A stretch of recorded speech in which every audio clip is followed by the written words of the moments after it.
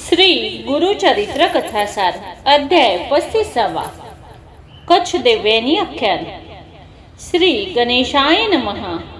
सिद्धांना नामधारक म्हणाले, पुढे काय झाले ते ऐकण्याची मला फार उत्कंठा लागली आहे. श्री गुरूंनी नंतर काय केले? सिद्ध म्हणाले, त्या पतिव्रतेने श्री गुरूंना म्हटले, आता आमची गती काय? आमचा उद्धार कशा प्रकारे होईल? आम्हाला काहीतरी उपदेश द्या. मला एखादा मंत्र जप करण्यास द्यावा.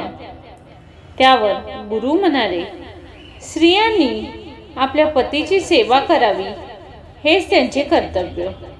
हीच त्यांची ईश्वर भक्ती, हाच त्यांचा जीवन मंत्र. त्यांना मंत्रविद्या देऊ नये, त्यात धोका असतो असा पूर्वापार अनुभव आहे. तेव्हा ती स्त्री म्हणाली, असा कोणता अनुभव आहे हे तरी आम्हाला सांगा. तेव्हा श्री गुरु म्हणाले, शुक्राचार्यांनी संजीवनी विद्या आपल्या कन्येला दिली, त्यामुळे मोठा घात झाला. दाम्पत्य म्हणाले, ती कथा आम्हाला सांगाल तर फार बरे होईल. श्री गुरु तर करुणासागर आहेत. त्यांनी ती कथा सांगण्यास सुरुवात केली. देवांचे व दैत्यांचे कायम वैर असते. पूर्वी काळी त्यांच्यात नेहमी युद्ध होत असे. शुक्राचार्य हे द्रष्टे ऋषी दैत्यांचे गुरु होते. दैत्यांना युद्धात मृत्यू आला की ते संजीवनी मंत्राचा उपयोग करून त्यांना जिवंत करत असे. त्यामुळे दैत्यांचा पराभव करणे देवांना जड जाऊ लागले. तेव्हा इंद्रांनी कैलासात जाऊन शंकराकडे तक्रार केली. शंकरांनी नंदीला सांगितले, शीघ्र जाऊन त्या शुक्राचार्यांना धरून इथे आण. त्याप्रमाणे नंदी गेले व त्यांनी शुक्राचार्यांना आपल्या तोंडात धरून आणले. शंकरांनी तत्काळ शुक्राचार्यांना उचलून गिळून टाकले. कित्येक वर्ष ते शंकरांच्या शरीरात अडकून पडले, पण पुढे शंकरांच्या मूत्रातून बाहेर पडले.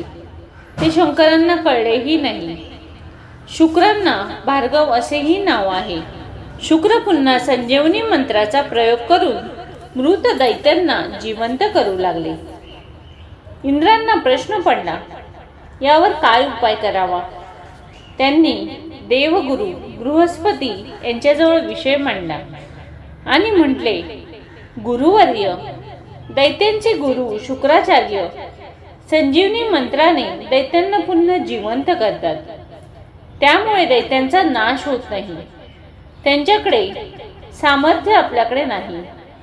देवांची शक्ती गेली तर ती पुन्हा प्राप्त होत नाही.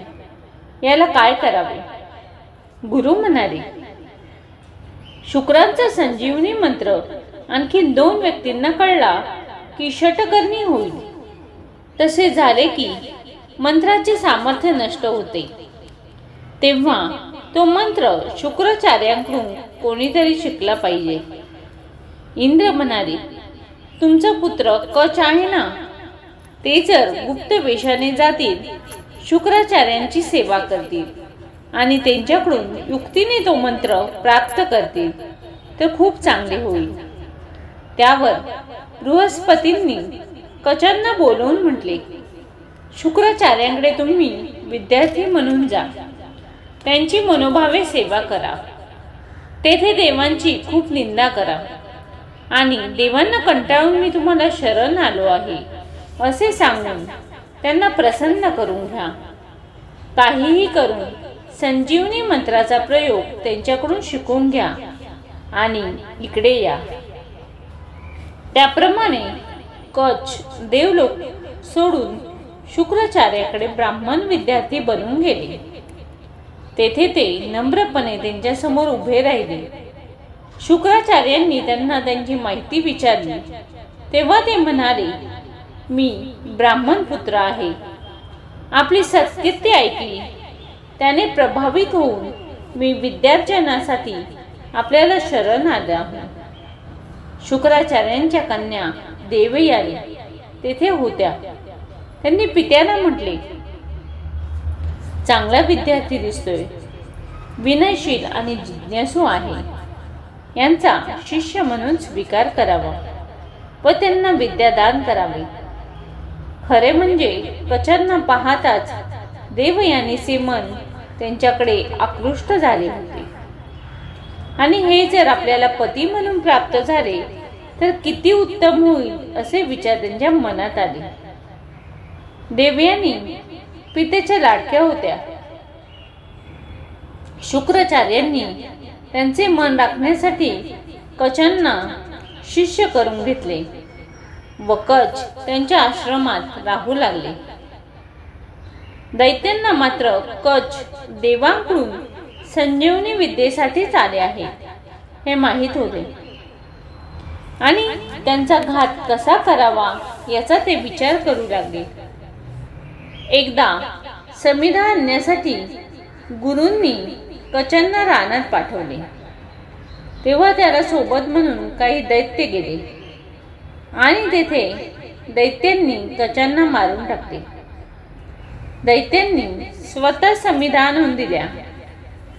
कच आले नाही म्हणून देवयानी संचित झाली आणि त्यांनी वडिलांशी हट्ट धरला की कच आश्रमात आल्याशिवाय मी अन्न घेणार नाही. शुक्राचार्यांनी ज्ञानदृष्टीने हे ओळखले की रानात कचाला ठार करण्यात आले आहे. त्यांनी देवयानीच्या हट्टाखातर संजीवनी मंत्र जपून त्यांना जिवंत केले आणि ते आश्रमात परत आले. पण पुन्हा संधी साधून दैत्यांनी त्यांचा घात केला आणि त्यांच्या शरीराचे तुकडे तुकडे करून 10 दिशास फेकून दिले. पुन्हा तीच परिस्थिती. देवयानीचा पुन्हा हट्ट. शुक्राचार्यांना पुन्हा संजीवनी मंत्राचा प्रयोग करावा लागला. पुन्हा कच जिवंत झाले, आश्रमात परत आले. दैत्यांनी नंतर असे घोर कृत्य केले की कचांना बाहेर दूर नेऊन त्यांनी त्यांना मारले. शुक्राचार्यांना मद्य घेण्याची सवय होती. दैत्यांनी कचांचे शरीर जाळून त्याची राख मद्यात टाकून शुक्राचार्य विशेष दक्ष नसताना त्यांना ते मद्य पिण्यास दिले. आता कच कसे जिवंत होतात पाहूया म्हणून दैत्य मनात आनंदित झाले. कच हरवले अशी वार्ता उठली. देवयानींनी पुन्हा हट्ट धरला. शुक्राचार्यांनी ओळखले की कच आपल्याच पोटात दारूमध्ये मिसळून रक्षा रूपाने आहेत. आता संजीवनी मंत्राने त्यांना जिवंत करावे तर आपले पोट फुटून आपणच मरू. या धास्तीने शुक्राचार्य काहीच करेनात, बोलेनात. देवयानींना त्यांनी या परिस्थितीची कल्पना दिली. कन्या म्हणाली, तुम्ही सर्वांना पुन्हा जिवंत करता आणि स्वतःच्या मृत्यूला विता. शुक्राचार्य म्हणाले, मला एकट्याला संजीवनी मंत्र येतो. तो दुसऱ्याला सांगितला तर त्याचा प्रभाव नष्ट होईल. काय करू? देवयानी म्हणाली, तो मंत्र तुम्ही मला शिकवा. जर कच जिवंत होऊन तुम्ही मरण पावाल तर त्याच मंत्राने मी तुम्हाला पुन्हा जिवंत करेन. शुक्र म्हणाले, स्त्रियांना मंत्र सांगू नये असे शास्त्रवचन आहे. मी काय करणार? देवयानी बोलली, असे जर असेल तर तुमचा मंत्र घेऊन तुम्हीच बसा, मीच प्राण त्याग करते. असे बोलता बोलता तिला मूर्छा आली. शुक्राचार्य मुलीच्या मायेने द्रवले. त्यांनी तिला सावध केले आणि तिला मंत्र सांगितला. त्याच वेळी तिच्या पोटातील कचांना पुन्हा देह प्राप्त झाला. ते जिवंत झाले व गुरूंच्या पोटातून बाहेर पडले. पण देवयानींनी मंत्र जप करून पित्याला पुन्हा जिवंत केले. कचांनी तो मंत्र पाठच केला. आपले कार्य झाले म्हणून कच गुरूंचा निरोप घेऊन निघाले. त्यावेळी देवयानींना फारच वाईट वाटू लागले. कचाजवळ त्या याचना करू लागल्या की माझे तुमच्यावर प्रेम आहे, तुम्ही माझ्याशी लग्न करा. कच म्हणाले, देवयानी तुम्ही गुरुकन्या असल्यामुळे माझ्या भगिनी ठरता. शिवाय तुम्ही संजीवनी मंत्राचा उपयोग पित्याकडून करून मला पुन्हा जिवंत केले, म्हणून जननी पण आहात. तस्मात मी तुमच्याशी विवाह करू शकत नाही. देवयानी संतापून म्हणाले, माझ्या इच्छेवर आशेवर तुम्ही पाणी फिरवाल, उपमर्द केलात. जा, मी तुम्हाला शाप देते की तुम्ही शिकलात ती संजीवनी विद्या तुम्हाला उपयोगी पडणार नाही. कच म्हणाले, तुम्ही मला व्यर्थ शाप दिलात. आता मी पण तुम्हाला सांगतो की तुम्हाला ब्राह्मणपती मिळणारच नाही. तुमच्या पित्याला जरी संजीवनी मंत्र येत असला तरी तो तुम्हाला एका स्त्रीला शिकवल्यामुळे आता यापुढे निष्फळ होईल. मी मात्र अन्य देवांना हा मंत्र दिला तर त्यांना त्याचा उपयोग करता येईल. कचांनी अशा प्रकारे देवयानींना प्रतिशाप दिला आणि ते निघून गेले. श्री गुरु एवढी कथा सांगून म्हणाले, स्त्रियांना पतिसेवा हीच परम साधना आहे. त्यांना मंत्र साधना देऊ नये. त्यांनी व्रते उपवास आदी करावेत. तेव्हा ती साध्वी म्हणाली, मग मला योग्य व्रत कोणते, उपवास कोणता? श्री गुरु म्हणाले, तुमचे सौभाग्य सुरक्षित राहून तुमचे पतिराजे होतील असे व्रत आहे, ते मी तुम्हाला सांगतो. असे म्हणून श्री गुरूंनी एक पुरातन कथा त्या दाम्पत्याला सांगितली. सीमांतिनीची ती कथा मी तुम्हाला सांगतो असे सिद्ध नामधारकांना म्हणाले. सीमांतिनी आख्यान.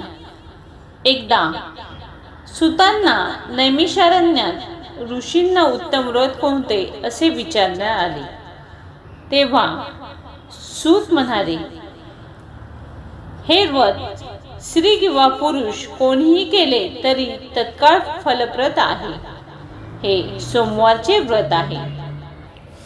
त्या व्रताचे आचरण असे आहे, सोमवारी शिवांची पूजा करावी, नक्त भोजन करावे, दिवसा उपवास करावा, मनावर व इंद्रिय वृत्तींवर नियंत्रण ठेवावे. गृहस्थ, ब्रह्मचारी, विधुर, कन्या, गृहिणी, विधवा कोणीही हे व्रत करावे. या संबंधी एक पुरातन कथा आहे, ती आपण सर्वांनी ऐकावी. ही स्कंद पुराणात आहे. चित्रवर्मा नावाचे एक राजे पूर्वी आर्यावर्तात होते. ते महापराक्रमी आणि न्यायप्रिय होते. त्यांना एक कन्या झाली. ती अतिशय सुंदर होती. तिचे जातक सांगण्यासाठी ज्योतिषांना बोलवले. तिचे नाव सीमांतिनी ठेवले. तिचे भविष्य त्यांनी सांगितले ते असे की कन्या पतीसह पुष्कळ वर्ष राज्य करेल. तिची कीर्ती सर्वत्र पसरेल. त्यांनी सर्वांनी चांगले भविष्य वर्तवले. पण एक ज्योतिषी मोठे ज्ञानी आणि स्पष्ट वक्ते होते.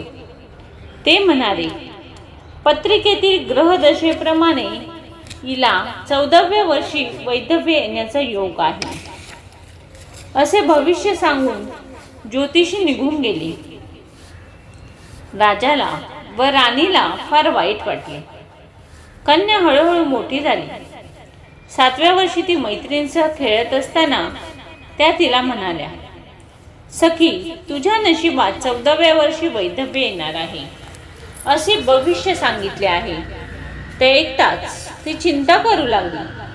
काही दिवसांनी त्यांच्या प्रसादात याज्ञवल्क्यांच्या पत्नी मैत्रिणी आल्या होत्या.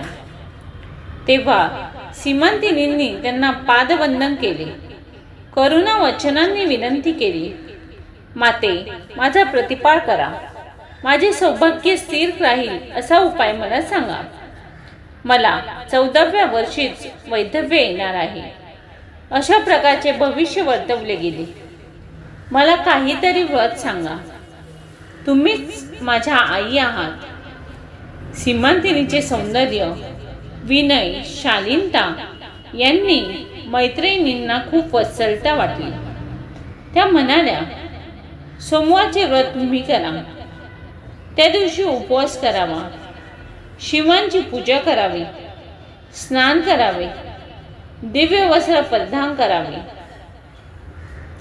गौरीहरांची शांत चित्ताने पूजा करावी, अभिषेक करावा, गंध, अक्षता आणि फुले यांनी पूजा केली तर सौभाग्य अखंड राहते. शिवांना नमस्कार केला तर चारी पुरुषार्थ पूर्ण होतात. त्यांच्या नामाचा जप केला तर अष्ट ऐश्वर्य भोगायला मिळते. तुम्ही असे व्रत करा की तुमचे कल्याण होईल. मैत्रिणींनी व्रत समजावून सांगितले आणि सीमांतिनींनी त्या बालवयातच सोमवार व्रत चालू केले. सीमांतिनीसाठी व्रत संशोधनाचा प्रारंभ करावा असे राजांनी मंत्र्याच्या सल्ल्याने ठरवले. नळ दमयंतीच्या वंशातील इंद्रसेन राजांचा चंद्रागंध हा राजपुत्र वर निश्चित झाला. योग्य मुहूर्तावर मोठ्या थाटाने विवाह झाला. सोहळा उत्तमपणे पार पडला. आलेले राजे रजवाडे निरोप घेऊन गेले. राजाने प्रेमापोटी चंद्रागंधांना आपल्याच प्रसादात राहून घेतले. काही दिवस गेले. सीमांतिनी आता 14 वर्षाच्या झाल्या होत्या. चंद्रागंध मित्रांसमवेत नदीत नौकाविहार करायला गेले होते. मग सर्वजण पोहायला पाण्यात उतरले. पोहता पोहता चंद्रागंध एकदम बुडाले. राजपुत्र बुडाले म्हणून ओरडा सुरू झाला. राजा आणि प्रजा सारेजण हळहळू लागले. हाय रे बाळा म्हणून राणी शोक करू लागल्या. सीमांतिनी तर लगेच प्राणत्याग करण्यास तयार झाल्या. पण राजपुत्राचे शव हाती आल्याशिवाय त्यांनी प्राणत्याग करू नये असे ज्ञानी विप्रांनी सांगितले. तेव्हा मोठा प्रश्न पडला. नदी खोलपर्यंत जाऊन शोध घेतला पण व्यर्थ. जावयाचे पिता इंद्रसेनही आले.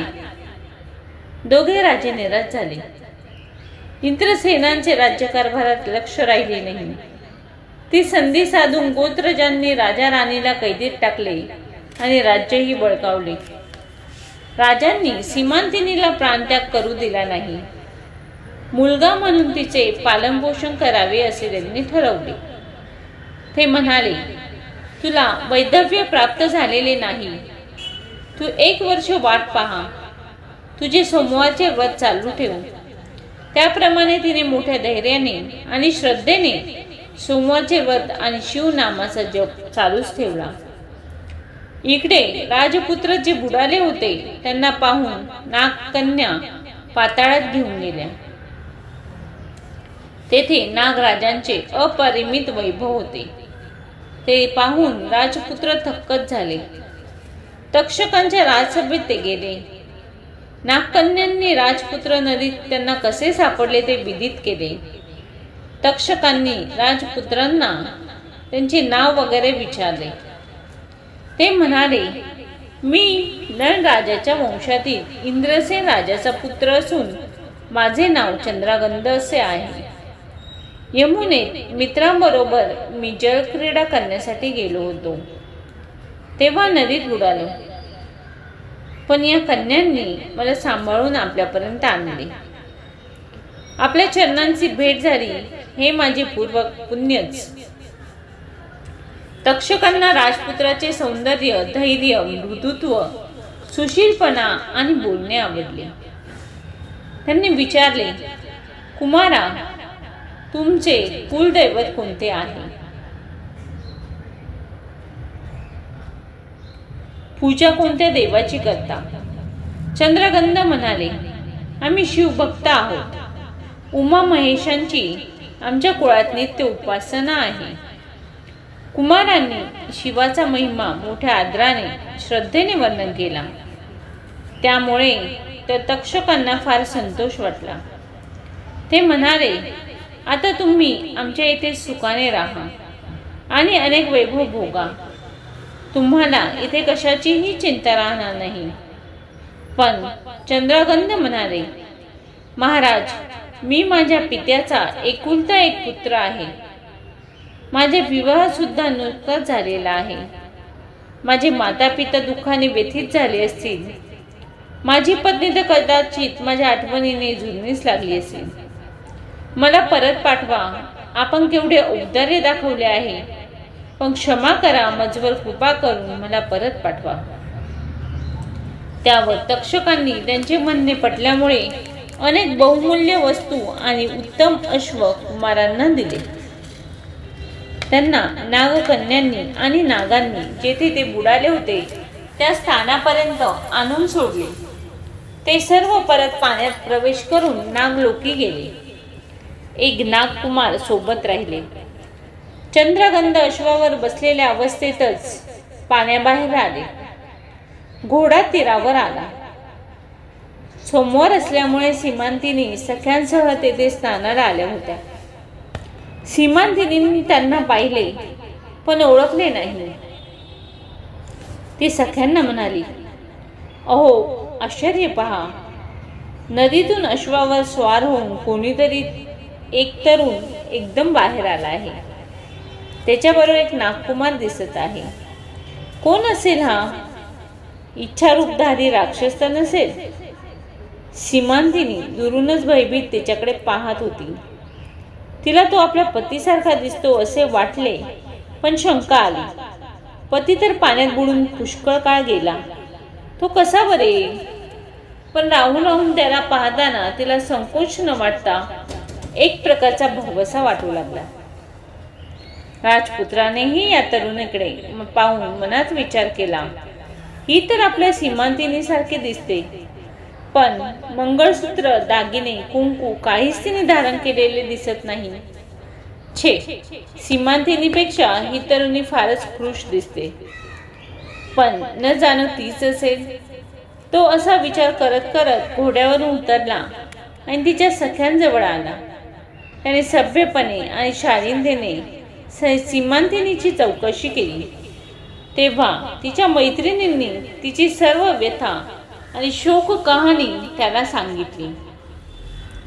चंद्रगंध हा तिचा पती याच यमुनेच्या प्रवाहात जलक्रीडा करताना बुडाला आणि ही सीमांतिनी त्याच्या वियोगाचे दुःख सोसत सोमवार व्रत करत जीवन धरून राहिली आहे. इत्यादी सारी हकीकत सांगितली. सख्या एवढे बोलल्यावर सीमांतिनीने त्याला विचारले, आमची माहिती विचारली, पण आपण कोण ते कळले नाही. एवढे रूप मानवात तर दिसत नाही. खरोखर आपण गंधर्व किंवा देव आहात की कोणी मायाविसिद्ध साधू किन्नर आहात? तुम्ही मला आप्तजनांसारखे वाटता. आपण कोण आहात? ती असे विचारत आहे तोच तिला पतीची फार आठवण आली आणि ती फार दुःख करू लागली. तो कुमार तिचे दुःख तटस्थपणे पाहत राहिला. त्यालाही दुःख झाले. जरा वेळ त्याने मन आवरले. मग तिचे सांत्वन करण्यासाठी तो तिच्या जवळ आला आणि तिचा हात हाती धरून एकांतात वचन बोलला, तुझ्या पतीला मी पाहिलेले आहे. माझे नाव सिद्ध आहे. तुझ्या व्रताच्या प्रभावाने तुझा पती नक्की परत येईल. तो माझा मित्र आहे. 3 दिवसांनी तो तुला भेटेल. तू चिंता शोक करू नकोस. त्याचे बोलणे ऐकून सीमांतिनीला रडूच कोसळले. तिला मनातून वाटत होते की हाच आपला पती असावा. याचा चेहरा तिच्यासारखाच आहे. याचा आवाज, बोलणे, हसणे, अंगलट सारे तिच्याशी जुळते आहे.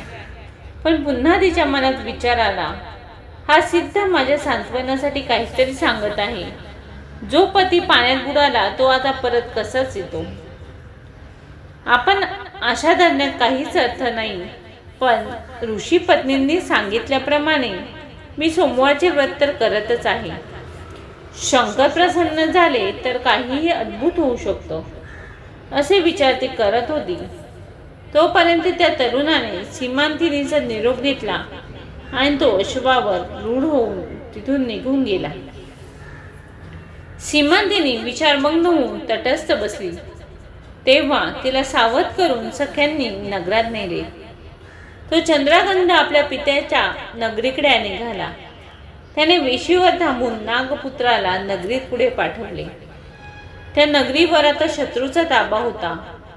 नागपुत्राने चंद्रगंधांच्या सांगण्याप्रमाणे तेथे राजाला संदेश दिला. चित्रगंधा यमुनेत बुडाला होता. तो तक्षक नागराजाच्या राज्यात सुखरूप होता. मी तक्षकाचा पुत्र आहे. चंद्रगंधाच्या बरोबर मी आलो आहे. तो नगरी बाहेर आला आहे.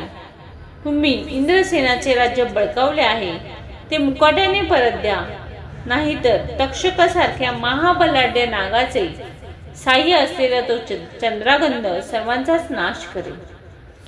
नागपुत्राने अशा काही अधिकारवाणीने हा संदेश सांगितला आणि अशी धमकी दिली की जर तुम्ही चंद्रगंधाचे स्वागत करायला येत नसाल तर मीच आता इथे तुमचे प्राण घेईन. त्यामुळे ज्यांनी राज्य बळकावले होते ते दायात घाबरले आणि इंद्रसेनाला त्यांनी बंदीतून मुक्त केले. त्याला उत्तम वस्त्रभूषणे देऊन सिंहासनावर पुन्हा बसवले आणि वारंवार क्षमा मागू लागले. इंद्रसेनांना तक्षक पुत्राने सांगितले, महाराज, तुमचा पुत्र यमुना नदीतून तक्षकांच्या भेटीसाठी गेला होता. तो परत आला आहे. हे ऐकताच इंद्रसेनाला फार हर्ष झाला. त्यामुळे त्याला मूर्छाच आली. त्यांना नागपुत्राने सावध केले. आता इंद्रसेनाने नगरात दवंडी पेटवली आणि प्रजांना आनंदोत्सव साजरा करण्यास सांगून मोठ्या उत्साहाने लवाजमा घेऊन तो पुत्राला आणण्यासाठी नगर पेशीपाशी गेला. प्रचंड जय जयकारात त्याने पुत्राला नगरीत आणले. तेव्हा इंद्रसेनाला वारंवार पाया पडून चंद्रगंध म्हणू लागला, तात मी तुम्हाला सोडून तुमच्या दुःखाची पर्वा न करता इतका काळ नागराज तक्षकाच्या राज्यात अनेक सुखे भोगत राहिलो. हा माझा मोठा अपराध आहे. तो मातेच्या पायावर पडून वारंवार क्षमा मागू लागला. बहिणींना भेटला, आप्तांना, मंत्र्यांना भेटला. तक्षक पुत्रांना नाना प्रकारची वस्त्रभूषणे देऊन त्यांचा मोठा सन्मान केला. आपले प्राण तक्षकानेच वाचवले म्हणून चंद्रगंध वारंवार कृतज्ञता व्यक्त करू लागला. तक्षकाने जे काही उत्तमोत्तम पदार्थ आणि रत्न आदी चंद्रगंधाला दिली होती ती पित्याच्या चरणी अर्पण केली. नंतर नागपुत्र सर्वांचा निरोप घेऊन परत स्वस्थानी आला. त्यानंतर इंद्रसेनाने चित्रवर्म्याकडे दूत पाठवून संदेश दिला की महाराज, तुमच्या कन्येने केलेले सोमवार व्रताच्या प्रभावाने चंद्रगंध परत आला आहे. माझी सून भाग्यवती आहे. शंकराची तिने जी उपासना केली त्यामुळेच माझा पुत्र जणू पुनर्जन्म पावला आहे. त्या निरोपाने चित्रवर्म्याकडे सर्वांना अपार आनंद झाला. सीमांतिनी हर्षित झाली. दूतांकडून चित्रवर्म्याने प्रतिसंदेश पाठवून इंद्रसेनांना पुत्रासह वऱ्हाड घेऊन आपल्या नगरात पाचारण केले. मोठ्या थाटाने सीमांतिनीचा चंद्रगंधाशी पुन्हा विवाह करवला. त्यावेळी सीमांतिनीच्या आनंदात सीमा राहिली नाही. श्री गुरु ही कथा सांगून त्या दंपतीला म्हणाले, सोमवार व्रताचा असा अलौकिक महिमा आहे. मी तुम्हाला ते व्रत करण्याची आज्ञा देतो. गुरुवचन मानून ते दत्त विप्र पत्नीसह आपल्या गावी परत गेले. त्यांना पाहून त्यांच्या माता पित्यास परम आनंद झाला. सर्वत्र श्री गुरूंनी कीर्ती पसरली. पुढे त्या दंपतीला 5 पुत्र झाले. ते दाम्पत्य दरवर्षी संगमस्थानी श्री गुरूंच्या दर्शनासाठी येत राहिले. सिद्ध नामधारकांना ही अद्भुत कथा सांगून म्हणाले, संदीपका, तुम्हाला नृसिंह सरस्वतींचे अद्भुत चरित्र मी कथन करत आहे. त्यांच्या चरित्रातल्या आणखीन अनेक घटना सांगण्यासारख्या आहेत. त्या मी तुम्हाला सांगतो. सरस्वती गंगाधर कवी म्हणतात, नृसिंह सरस्वती हे माझे स्वामी, माझे सद्गुरू आहेत. त्यांचा महिमा अपार आहे. त्यांचे चरित्र हे गुरुचरित्र अत्यंत पुण्यप्रद आहे. ज्याचे चित्त गुरुचरणी स्थिर होईल त्याचे सर्व इष्ट कार्य सिद्धीत जाईल व अंती तो अक्षय मोक्ष पदाला जाईल. त्यात संशय धरू नये. 35वा अध्याय समाप्त. व्हिडिओ आवडल्यास लाईक करा, सबस्क्राईब करा. धन्यवाद.